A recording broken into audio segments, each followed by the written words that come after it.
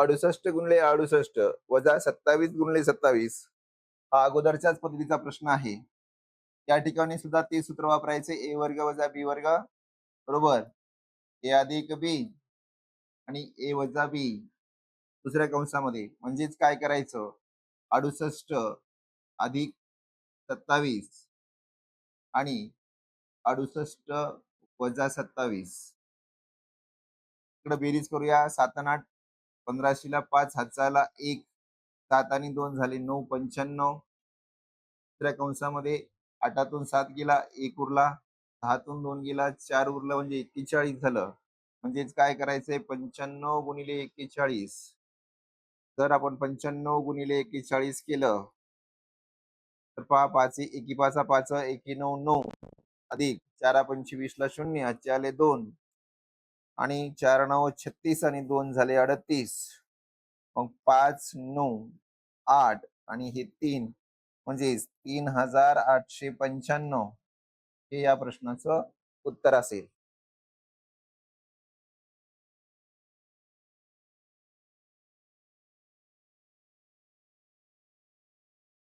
चोपन्न गुणिले 54 वजा 46 गुणिले 46 हा प्रश्न आपल्याला सोडवायचा आहे. मग हा प्रश्न कसा सोडवायचा, त्या ठिकाणी 54 गुणिले 54 आहे आणि 46 गुणिले 46 आहे.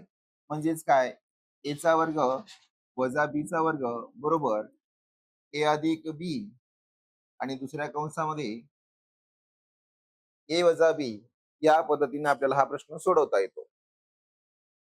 म्हणजेच काय करायचं, 54 अधिक 46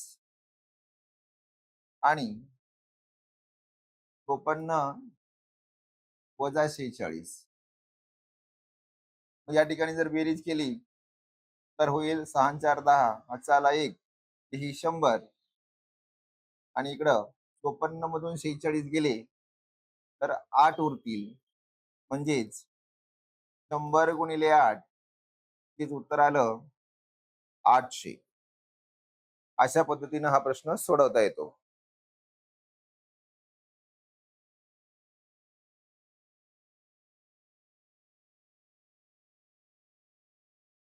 सत्तावन्न ते 93 पर्यंत किती समसंख्या आहेत?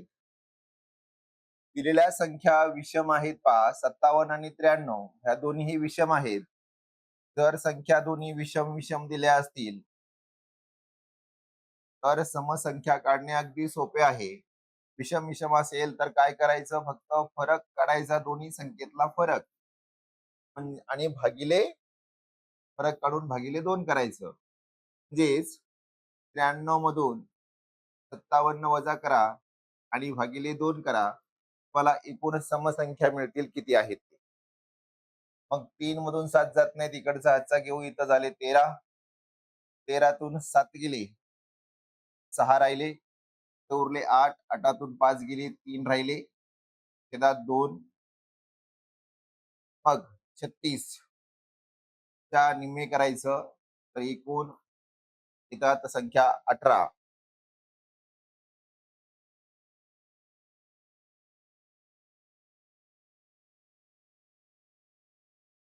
प्रश्न आहे पहा, 51 ते 93 पर्यंत किती नैसर्गिक संख्या आहेत? पहिला पर्याय आहे 43, दुसरा आहे 44, तिसरा आहे 45 आणि चौथा आहे 47. मग असं गणित आल्यानंतर सोडवायचं कसं?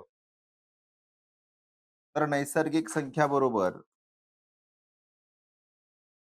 नैसर्गिक संख्या बरोबर शेवटची संख्या किंवा शेवटची नैसर्गिक संख्या संख्या वजा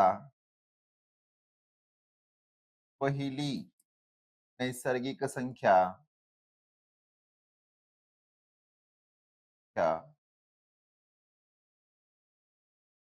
आणि अधिक 1 अशा पद्धतीनं आपण त्या सूत्राद्वारे करू शकतो. मग शेवटची नैसर्गिक संख्या कोणती आहे? 93 वजा 51 आणि त्याच्यानंतर अधिक 1 करायचा. अधिक 1. मग 3 मधून 1 गेला, 2 राहिले.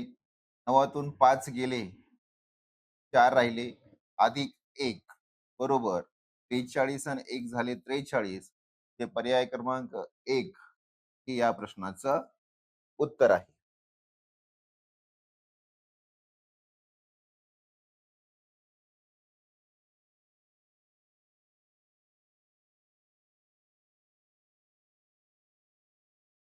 अडतीस ते 88 पर्यंतच्या नैसर्गिक संख्यांची बेरीज किती, असा प्रश्न दिलेला आहे. तर आपल्याला 38 पासून 88 पर्यंतच्या नैसर्गिक संख्यांची बेरीज काढायची. म्हणून बेरीज बरोबर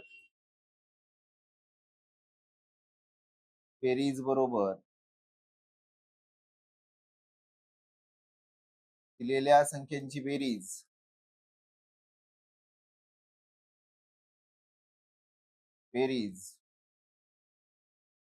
भागिले 2 गुणिले एकूण संख्या.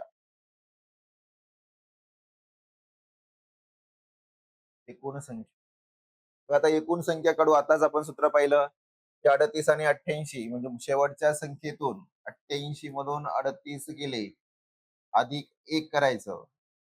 8 गेलं 0, 8तून 3 गेले 5, अधिक 1, त्याची एकूण संख्या झाल्या 51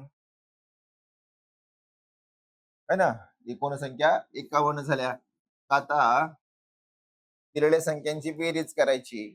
38 अधिक 88 भागिले 2 गुणिले एकूण संख्या आपण काढल्या होत्या 51. 8 आणि 8 झाले 16, 6 चाला 1, 8 3 11 आणि 1 12. 126 भागिले 2 गुणिले 51.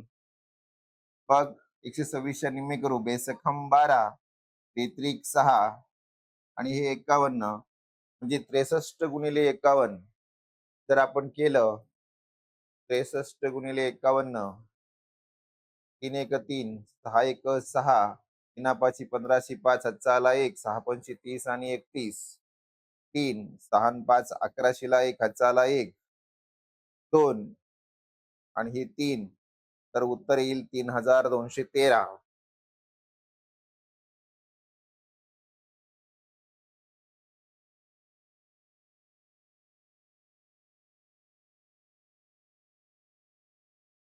अठरा ते 64 पर्यंतच्या एकूण समसंख्या किती, काढण्यासाठी सूत्र आहे फरक दोन संख्येतला फरक भागिले 2 अधिक 1.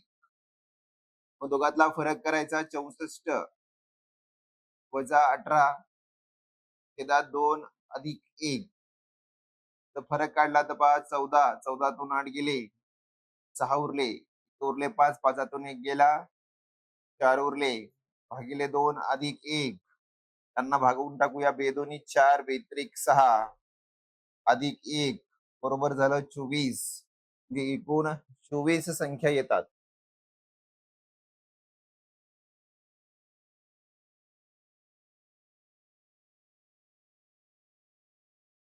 35 ते 67 पर्यंत किती समसंख्या आहेत, पहा परत. इथेही विषम, इथेही विषम आहे. मग आपल्याला माहिती आहे, आताच पाहिलं होतं की आपण विषम स्थल असेल तर सरळ काय करायचं आहे, फरक काढायचा आणि भागिले 2 करायचं. दोघातला फरक घेऊया. 67 वजा 35 आणि भागिले 2. तर आपल्याला उत्तर काय मिळून पहा. 7तून 5 गेले 2 उरले, 6तून 3 गेले 3 उरले, भागिले 2. तेच 32 आलं. 32 ला भागिले 2 केलं तर उत्तर आलं 16.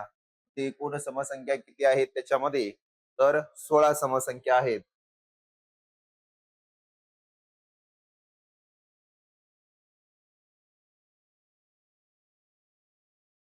या पुढील प्रश्न आहे 26 ते 72 पर्यंतच्या समसंख्या किती. बघा 26 ते 72 पर्यंतच्या समसंख्या काढूया. तर पहा फरक छेदात 2 आणि अधिक 1. मग फरक केला तर 72 वजा 26 छेदात 2 अधिक 1. 12तून 6 गेले 6 उरले, इथं उरले 6, 6तून 2 गेले 4 उरले 46 भागिले 2 अधिक 1 आणि 46 ला जर 2 न भागितलं तर उत्तर येतंय बेदोनी 4 बेत्रिक 6 अधिक 1 तेच उत्तर आलं 24. अशा पद्धतीनं आपल्याला प्रश्न सोडवता येतात. या गणिताचं उत्तर 24 आहे. 24.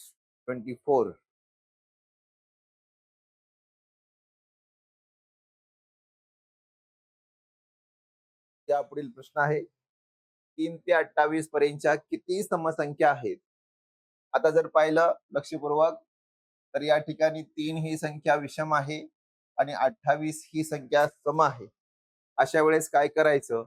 एक तर ह्या दोन्ही संख्यांना सम करायचं किंवा ह्या दोन्ही संख्यांना विषम करायचं.